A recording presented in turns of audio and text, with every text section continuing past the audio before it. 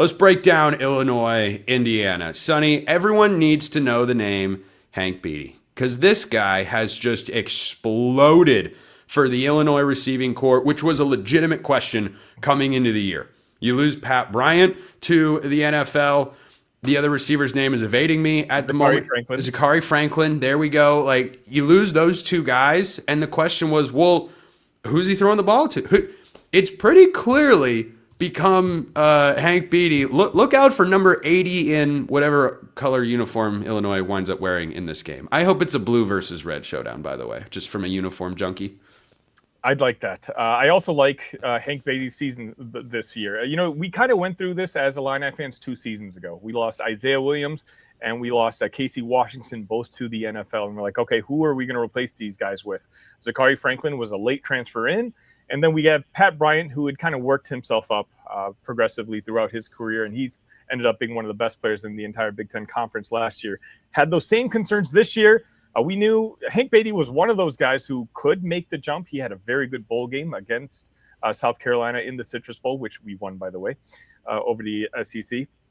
And we knew that there's a lot of talent in that wide receiver room, a lot of young talent, arguably more talent than the previous years. We just weren't sure which other guy would step up. We know Hank obviously has. He's arguably been the MVP of this team over the last couple of weeks. But who's going to be the other guy? We don't quite know because Luke Altmaier is really spreading this ball around. I think it's by design. I think Brett Bielema, again, in preparation for this Week 4 game, is not giving out too much information. I believe in 2 of the 3 games that Luke Altmaier has completed passes to at least 8 different guys. That's why you're not seeing numbers, around. Yeah, you're not seeing, multiple guys go for 80, 90 plus yards. I think, it's going to be interesting whether it is. We don't know if Justin Bowick is going to come back. He was my flag player for this year, a guy who I thought had a chance of breaking out and being a red zone target. And that's exactly what he has been. He had 3 touchdowns in the first 2 games. And then unfortunately he left early with an injury against Western Michigan. But, the key to me in any college sport, in particular college football, is you having a senior quarterback playing in his 3rd season in the same system is almost a cheat code at this point. And so I'm really looking forward to, if you and I know that Hank Beatty is going to be a target for Luke, that means Curt Cignetti absolutely knows. So I want to see what Doesn't matter. Can't stop him. He's got 200-yard games in his first 3 as a go-to guy for this Illini offense. I'm all in on the Hank Beatty hype train there. So Goins, this Indiana defense, probably one of the more underrated units in all of college football. They have got, I think, NFL caliber guys really at all 3 levels of the defense. And before we get to that in just a moment, speaking of uniforms, I just want to commend both of you for the attire you have chosen for this particular segment. I was actually going to dog on Jacob because Sonny's got the team colors, right? He's got the Locked On Illini hat, the navy blue with a touch of orange. It's a classic look. It's great. And I was wondering where Goins' red support for Indiana is, and then I remembered it's kind of an icy cool gray Indiana sweatshirt that you've got. Got some camo going on, just supporting the troops, supporting the boys. What camo? I didn't see anything. Do you have arms? I didn't see it there. Anyway, so bringing this back to the game, Goins, this Indiana defense is going to face by far its biggest test, and that's another reason I like the Illini in this spot is Duke is not as good as I thought they would be early in the season. It's still a bigger test to me than what Indiana has gone through at their non-conference. This is the best team by far they're going to face. It's going to be the most physical team. And when you're playing a road game like Illinois is, the ability to go out, have a tone-setting drive, punch the other team in the mouth a little bit, set the tone, I think is huge. And that Indiana defense, I think, is going to have to come up with a response because I expect the Illini to have scored before the 8-minute mark of the first quarter. I'll take that. Can we? Does FanDuel have that somewhere? I'll start poking around. I'll call him. Make a prop bet. Yeah. When does Indiana score its first touchdown? Before or after 8-minute mark Q1? I thought you said Illinois is going to score before the Illinois. Indiana absolutely will. Illinois, I don't know. We'll have to wait and see. But no, you're absolutely right. I'm with you that I thought Duke was a much better team than they are. I think they're still about a year away from really competing in the ACC. And I thought that was a heck of a test for Illinois, and they just handled it easily. And I think that said more about Duke than it did Illinois. But your point still stands. Indiana hasn't played a P4 team. You've played Old Dominion, who looks much better than people gave them credit for, Spencer. You played Kennesaw State, who's not bad, and then Indiana State, who was the defense of Kennesaw State is epic, and that's the first time it's happened here in Locked On College Football. First time for everything, though. That's okay. Hey, I'm defending my guys, okay? Indiana Owls. State was bad, okay? 73-0, 40-something at half. I mean, it was not a test. And so you're right. Indiana's defense is going to be tested against an experienced quarterback, like you said, in Luke Altmaier, some really good receivers, and a big physical offensive line. But, Spencer, you said it. Indiana's got NFL dudes at all three levels, All-Americans at all three levels. Michael Kamar on the defensive line, Aiden Fisher in the linebacker spot, D'Angelo Pons as a corner, and then some really good dudes who have filled in around them as well. Brian Haynes is one of the best defensive coordinators in the Big Ten that doesn't get talked about enough. The Hoosiers will be ready. I am concerned, though, because big plays have been an issue. Alignment has been issues so far in these first couple of games. But I think last Friday night against Indiana State, Indiana got those things figured out. And I'm not going to question Kurt Cignetti, Brian Haynes, and the defense until they give me a reason to. Even in your losses last year, defense wasn't really the problem. Go back to the playoff game for a second. After the big play to start by Notre Dame, Indiana's defense played really, really well. The offense just couldn't get going. I'm trusting Indiana's defense in this game to get after Illinois.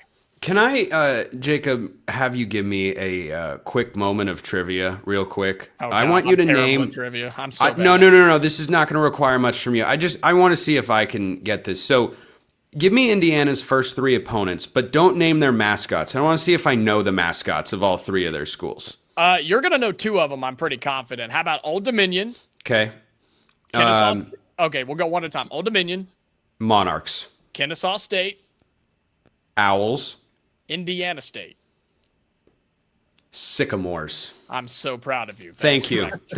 I was just thinking about that. That's a great trio of mascots to have gone up against, even if it's not a great trio of opponents. Old Dominion got Brent Pry fired, so that is something. That is something. They went toe to toe. They didn't go toe to toe with the Power 4 team. They blew them out of the water. So did New Mexico. So let's get to the moment people have been waiting for. Our predictions in this game, according to our friends at FanDuel, it is Indiana. Oh, it just jumped as we were recording. I'm not even kidding.